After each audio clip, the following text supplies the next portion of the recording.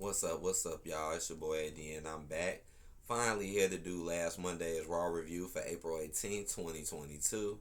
My bad, I'm a little late because I know SmackDown is coming on a little bit later, but I had to push it forward today because, I had the technical difficulties on Wednesday, so I had to push that back, so I'm here now.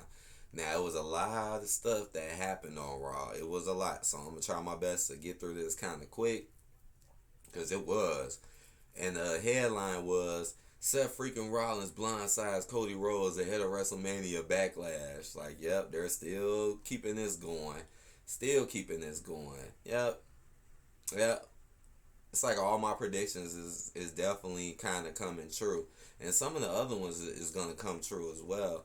But, okay, so it started off with this. Seth freaking Rollins cooked up a challenge for Cody Rhodes. So basically, another beginning with Seth Rollins and Cody Rhodes. They've been doing that for a while now on Raw. Just starting it with them or starting it with Cody. I've seen pictures already saying that Cody Rhodes is basically the new face of Raw, even though he doesn't have the title. So that should already let you know that that title may be coming his way, the Raw belt, very soon. But basically, he just said, "Oh, I'll offer your opponent, whoever you fight, whatever." He just basically set up an opponent with him, not another Seth match, even though that match is coming up at Backlash. So Cody's like, "All right." Then we had Sasha Banks and Naomi defeat Rhea Ripley and Liv Morgan for the women's tag team title.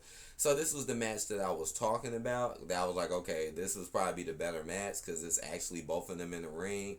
And yeah, the belts was on the line. But it was pretty much the same old, same old. It was still a pretty decent match. I'm not gonna act like I don't like to watch them work. But in the end, Liv is the one who ends up getting pinned, and then they start playing off because Rhea is mad at Liv because she felt like, oh, I keep losing. Now this is what upsets me about the whole thing. Like, they're literally making Rhea do the same thing she did with Nikki. Like, you already played this whole Rhea Nikki tag team. Oh, Nikki is the reason why you lose because you're bigger, she's smaller. And they did it with it, and they're doing the same thing with Liv. She's smaller, you're bigger, she's the reason why you lose. And what I also don't like is how they had them act like they split up at first, like some weeks ago, but then brung them back just to do this again. Like, you just brung them back just to act like they broke up. But what changed it though was, instead, because last time Nikki had went off on Rhea, but this time it was different. Rhea went off on Liv and started beating Liv up, and that shit was wild. She just started snapping on Rhea and on Liv and beating Liv up. I was like, God damn.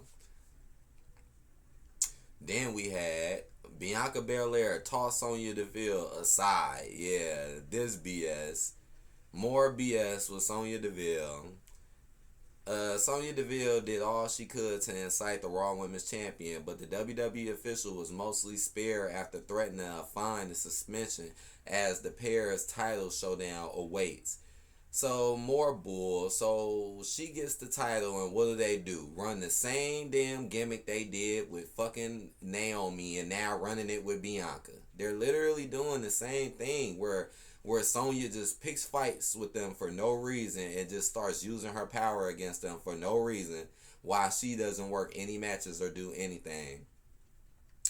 And it started off, I think, with Sonya talking mess, right? And then Bianca came out for once, actually coming out like she's mad for once, and she was heated, and then it ended up getting physical, and then she was finna KOD her. And then that's when Sonya, as you can see, hopped on the mic and was like, "Oh no, if you do this, I'll do this and this." And then Bianca just dropped her. Instead of KODing her, she just dropped her and just left. And I find this to be bull. Why? Because Sonya Deville shouldn't be getting any title shots. Why are you getting title shots and you ain't even wrestling? This is the stuff that I be talking about. And why in the world does Naomi and Bianca got so much restrictions when it comes to Sonya, but Ronda came in there and straight broke her arm and did whatever to her and got away with it? And the way Ronda be acting, Ronda acts like she could just dictate the GMs like she did with Charlotte. She running around writing notes. And she put her hands on her. Come on now. This is just, I could understand though why this might be enticing because it's like good versus evil. But man, this is just I guess Sonya versus Bianca. I guess. I mean, why they ain't never pulled this with Becky? Becky had that title for how long? And why Sonya ain't never try her and try this bull with her? Never did.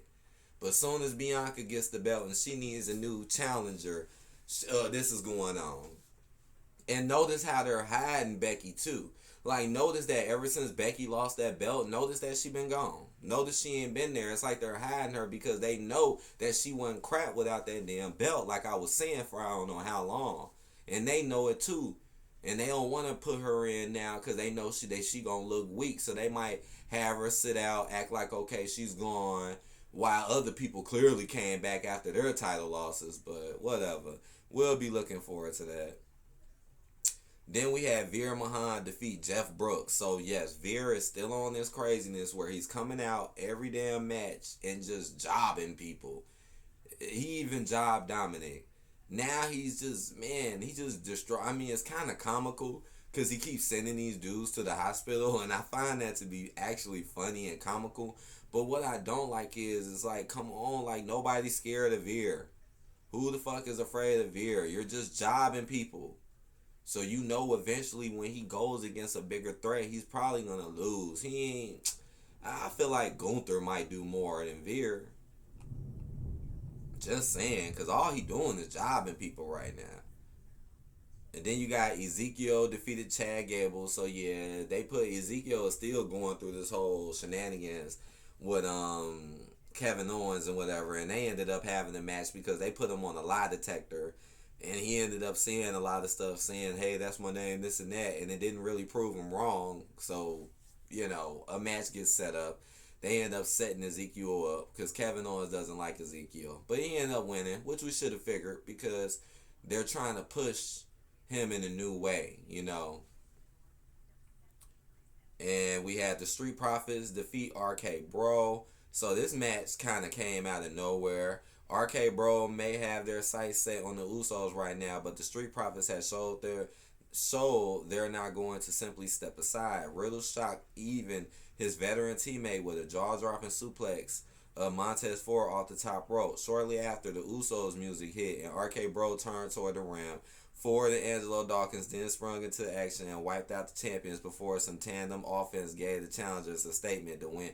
Okay, so the only reason they won is because the Usos appeared and distracted them. Okay. I really don't think this RK Bro stuff is going to be going for much longer, guys.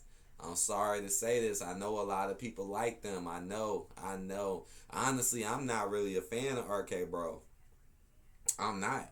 And that's sad to say because I like Matt Riddle. Like I said, I like Matt Riddle before a lot of people like Matt Riddle. I like Randy Orton, but I just don't like them as a team, as a group. I just don't. Shit, Matt Riddle might just end up stealing Randy shine. We'll see.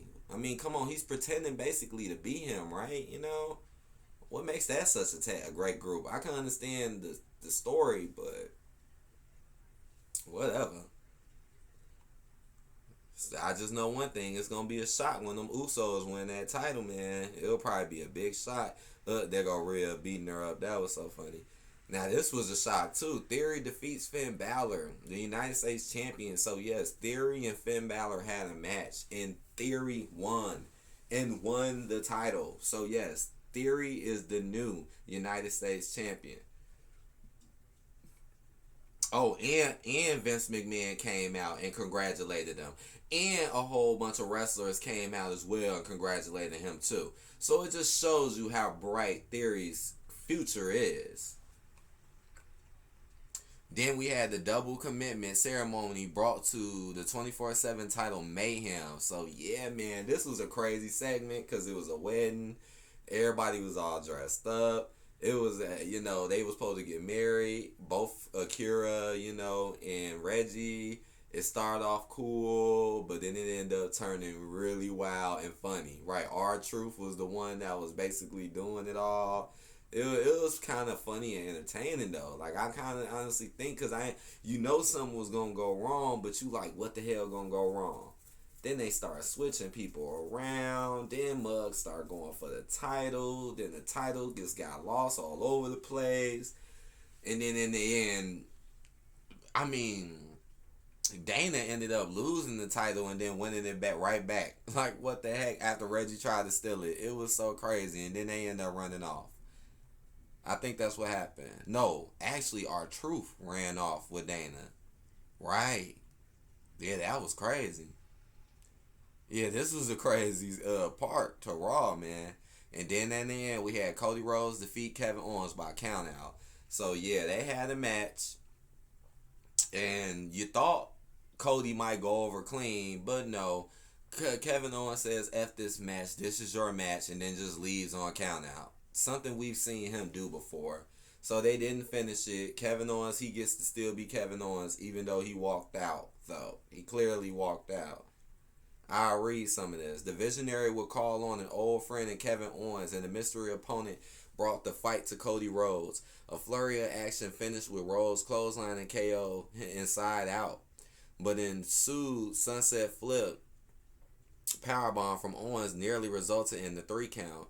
After Rhodes dropped Owens on the outside apron, Rollins began barking out orders to his hand-picked combatant, but KO took exception and a count-out loss with them.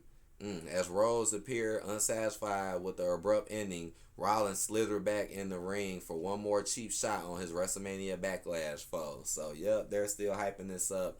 And don't be surprised if you see Kevin Owens go against Seth Rollins soon. So, yeah. Well, this was a little long. This show was alright, though. I would give this show a 3.5 out of 5. This Raw had a lot going on with it. And some parts are actually kind of crazy, like the wedding part. So, yeah. I hope y'all enjoyed this review. Please hit that like button, comment, subscribe if you haven't. And I'll be seeing you guys on the later tip, okay? Peace out.